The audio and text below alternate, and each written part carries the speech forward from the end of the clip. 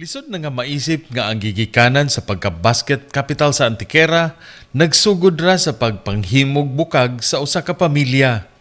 Hinoon, dili lisod hunahunaon nga ang Antiquera nga sa suba sa abatan gibisbisan magpalipang sa mga kahinguhaan. Nito, sigid, kawayan, butong, bongbong, bagakay, gungi, tukog, ginit ug uway. Sa gisi, lais ug lukay, kining tanan anaara makitaan sa ilang silinganan. Mauman gani nga gikan sa pagpangbukag, ang paghimo og basket nga native maunay gipalapad.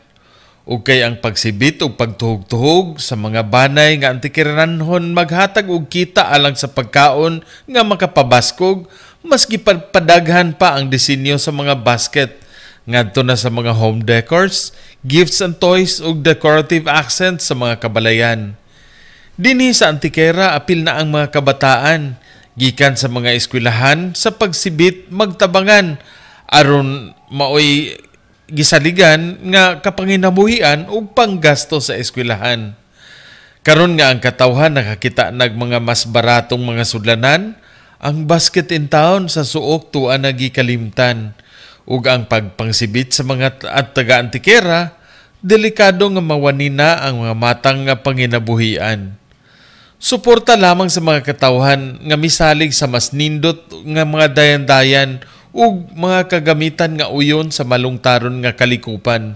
Kini lang ang giginahanglan aron mapatunhay ang pagpangbasket sa mga katawhan.